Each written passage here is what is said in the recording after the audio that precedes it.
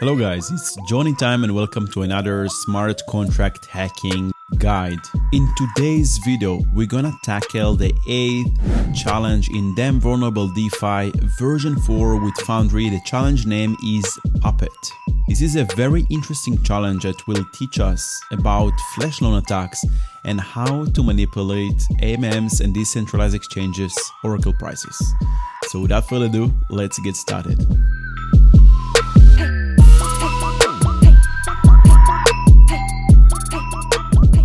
So this is the Damn Vulnerable DeFi 8th challenge Puppet, and we're gonna solve it in a second. But by the way, if you get stuck at any point, you can check out the GitHub repository with all the solution, Damn Vulnerable DeFi V4 solutions by JohnnyTime.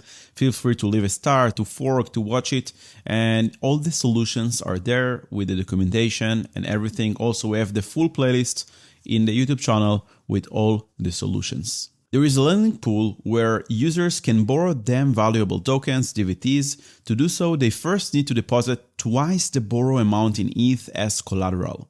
The pool currently has 100k DVTs in liquidity, and there is a DVT market open in an old Uniswap V1 exchange, currently with 10 ETH and 10 DVT in liquidity. Pass the challenge by saving all tokens from the lending pool, then depositing them into the designated recovery account. You start with 25 ETH and 1000 DVT in balance. So let's break it down. We have a pool with flash loans, 100k DVT that we need to steal. That's our goal. This is our objective. Also, we have a Uniswap V1 pool, liquidity pool of 10 ETH and 10 DVT, which means that the price of one DVT is 1 ETH. We start with 25 ETH and 1000 DVT, and using this capital, we have to somehow drain this liquidity pool with all the DVT and recover it to the recovery account. So I reviewed this smart contract, this PuppetPool smart contract. It has reinvesting guard, it has address, both of them from OpenZeppelin, DamnValuableToken, and some constants and variables over here. So the deposit factor is 2. And this aligns with the README file where we have to deposit twice as much as we need to borrow. So this is the deposit factor. We have the pair, the token, mapping of deposits to track the deposits, some predefined errors and predefined event. Constructor is pretty straightforward. We just set a token and the pair address. And this is the more interesting function, the borrow function, the function which is our entry point that allows us to borrow capital, to borrow DVT from the pool. We supply the amount and the recipient. It's no reentrant, so don't try to be smart and do all kind of reentrancy attacks here. It's payable because we have to pay ETH to the pool in order to receive DVT. And here it calculates the deposit required in ETH to get the DVT. And it has this function called calculate deposit required, which it passed the amount that we want to borrow, which returns this deposit required, and we make sure here that the message value should be either equal or greater this deposit required, or we revert the transaction. We also here return the change. As you can see, I'm using audit comments. When I review this contract, I left audit comments exactly like I'm doing while I'm auditing smart contracts, and this helps me later on to read these notes, and instead of reading the code, I can just read those summaries with audit OK, audit info, audit issue, and so on. Here we update some kind of deposits mapping that I don't think it's used anywhere else in the code, just to track the deposits. And we try to transfer the tokens to the recipient, the amount that he requested to borrow. If there is not enough liquidity in the pool, then it will revert because this will return false and the borrower we will not get the capital, and eventually we emit an event. So now we want to understand how they calculate how much ETH we need to send to the contract in order to get DVT. So I'm going to jump into this calculate deposit required, and I have here audit info that I left.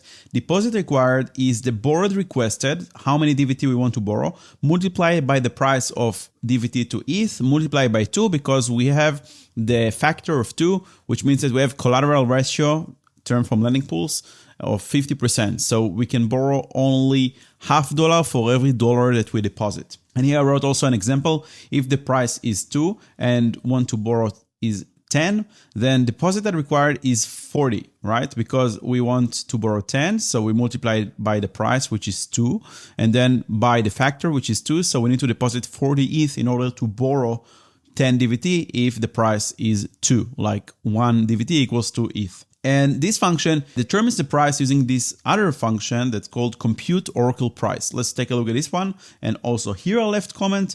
It essentially does the ETH balance divided by the DVT balance of this Uniswap V1 pool. So if there are 10 DVT tokens and 5 ETH in the pool, the price is 2. If there is 5 and 5, the price is 1, and so on. And this is a huge red flag. Anytime you audit smart contracts and you see that someone is calculating prices and oracle prices based on the balance of another smart contract, either if it's an AMM, a DEX, or any other smart contract, this is a huge red flag, because usually in most cases this balance can be manipulated in all kinds of way. And if we're relying on the balance of this smart contract, then it means that this contract is vulnerable to oracle manipulation attack, which is something that we dive way deeper in the smart contract hacking course, where we teach what oracle manipulation attacks are, and we have multiple exercises in different progressive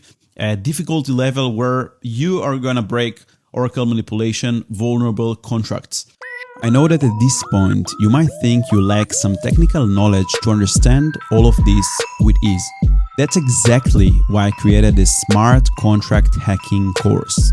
Instead of piecing together scattered resources, you will follow a structured learning path together with hands-on exercises that simulate real-life attacks. When you get stuck, our Discord community with security researchers and fellow students is there to help. And once you've mastered everything, you will earn an official certification to validate your skills. Transform from watching tutorials to actually understanding smart contract security.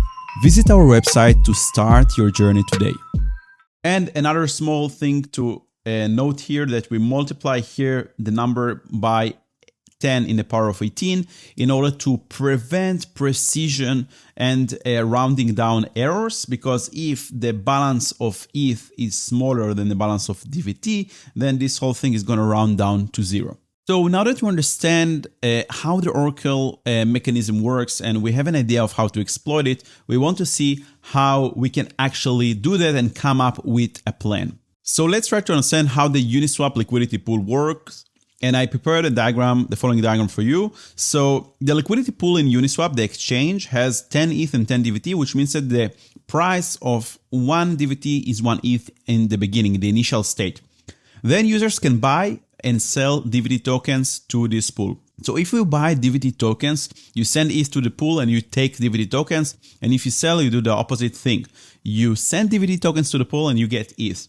So if you buy DVT tokens, you essentially take DVT from the pool, you create demand for DVT token, and the DVT price is going to appreciate. On the other hand, if you sell DVT tokens, you add supply, right? You create supply, there is more DVT supply, and the price of DVT token goes down. So you add more DVT and you take ETH from the pool. And this works with this following formula of how Uniswap calculates the price, X, Y, K. And again, we have a more in-depth explanation and breakdown of how those AMMs work and calculate the price in the smart contract hacking course. Now, the thing is that the more liquidity there is in a pool, the less you're going to affect the price because there is more liquidity. But if there is not much liquidity, like in that case, only 10 ETH and 10 DVT, you don't need too much capital to change the balances because you're going to affect this formula pretty easily. And then when you, let's say, sell DVT to the pool, you increase the DVT supply, you take ETH, you reduce the ETH supply, and what happens is the price changes and then the DVT price drops, right? Because you added a lot of DVT and took ETH from the pool. And this is exactly our plan. We want to dump all our available DVT that we got, that we saw in the README, to the pool and essentially drop the DVT price. So when we come to the lending pool, not to the Uniswap exchange pool, when we come to the lending pool, and this lending pool is essentially relying its price calculation based on the exchange Uniswap liquidity pool, then it will see that the DVT price is now very, very cheap because we just dumped our DVT tokens, we affected the price, and if the DVT is cheap, we don't need to deposit that much amount of ETH in order to take all the DVT from the lending pool. And this is exactly our attack plan over here. This diagram that I prepared here on the right. So we have the initial state, the player, we start with 25 ETH and 1000 DVT. The pool has 10 ETH and 10 DVT, and the lending pool, the one that we want to hack, has 100k DVT that we want to steal from. So we start by deploying the attack contract with 11 ETH. This ETH will be used later as a collateral when we drain these 100k DVT tokens from the pool, when we try to borrow it using this ETH. Then we essentially transfer the 1000 ETH that we have here to the attack contract. So this attack contract will have 11 ETH and 1000 DVT tokens. What we're going to do with the DVT tokens, we're going to sell them to the Uniswap contract, to the Uniswap exchange, and we receive approximately 9 ETH, almost all the liquidity, almost 10, almost all the liquidity, because we dump a huge amount of DVT and we're going to drain all the ETH from the Uniswap pool. It's not a hack, we're essentially just selling our DVT for the ETH.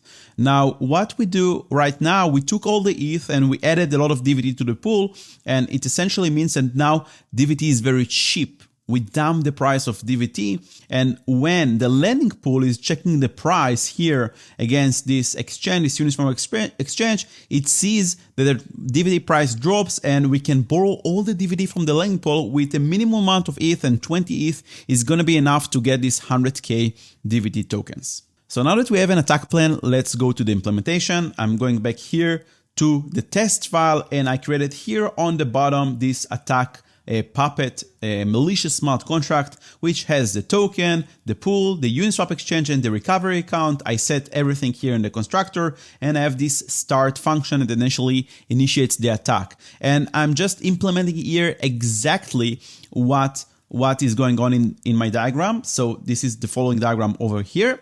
So what we're going to do is check first our initial token balance that this contract have. By the way, in the constructor upon deployment, I'm already sending this 11 ETH that I mentioned before. I will also transfer the tokens to the smart contract. So this malicious exploit contract going to have 11 ETH and 1000 DVT tokens. Then we approve the Uniswap exchange right here. We approve all the 1000 DVT tokens or the contract balance, and we try to swap the DVT tokens to wrapped ETH using the token to ETH transfer input. And if you are not sure how to use the exchange, that's why you have the interface over here. So you can see all the available functions that you can call on this pool. And this is the function token to ETH transfer input. This is the function exactly that we use. This is how many tokens we want to dump DVT, how much ETH we're expecting. We're expecting at least 9 ETH. This is kind of our slippage protection.